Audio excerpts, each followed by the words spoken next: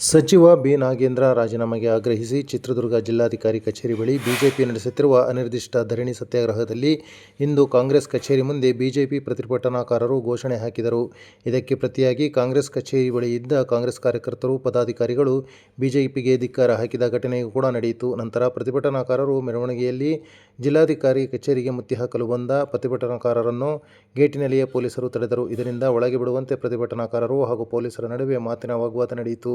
ಸರ್ಕಾರ ಹಾಗೂ ಸಚಿವ ಬಿ. ನಾಗೇಂದ್ರ ವಿರುದ್ಧ ಘೋಷಣೆಗಳನ್ನು ಹಾಕಿದ್ದು, ಅಪರ ಜಿಲ್ಲಾಧಿಕಾರಿಗಳ ಮೂಲಕ ರಾಜ್ಯಪಾಲರಿಗೆ ಸಚಿವ ಬಿ. ನಾಗೇಂದ್ರರನ್ನು ಸಂಪುಟದಿಂದ ಕೈಬಿಡುವಂತೆ ಸಿಎಂ ಡಿ. ಕೆ. ಶಿವಕುಮಾರ್ ಅವರಿಗೆ ಸೂಚನೆ ನೀಡಬೇಕು ಎಂದು ಮನವಿಯನ್ನು ನೀಡಿದರು. ಬಡವರಿಗೆ ಲೂಟಿ ಮಾಡುತ್ತಿರುವ ಕಾಂಗ್ರೆಸ್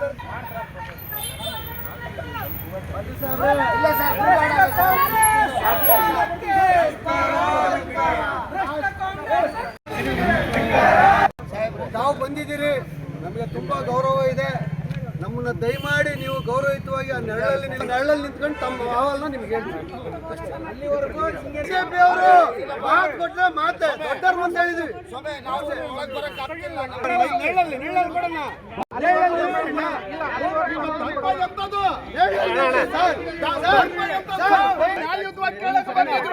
ಜಿಲ್ಲಾಧಿಕಾರಿ ಒಂದು ಅಸಮಾಧಾನ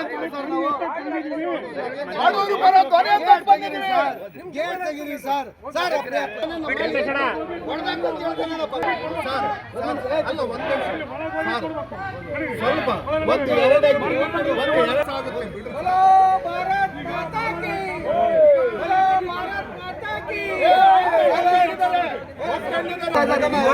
ಮಾನ್ಯ ಜಿಲ್ಲಾಧಿಕಾರಿಗಳ ಮೂಲಕ ವಿಷಯ ಭ್ರಷ್ಟಾಚಾರದ ಸ್ಪಷ್ಟ ಆರೋಪ ಹೊತ್ತಿರುವಂತಹ ಸಚಿವ ನಾಗೇಂದ್ರ ರಾಜೀನಾಮೆ ಸಲ್ಲಿಸಲು ಒತ್ತಾಯ ಹೆಚ್ಚಿಸಬೇಕೆಂದು ಬಿಜೆಪಿ ಮನವಿ ಮಾಡುತ್ತಾ ಇದೆ.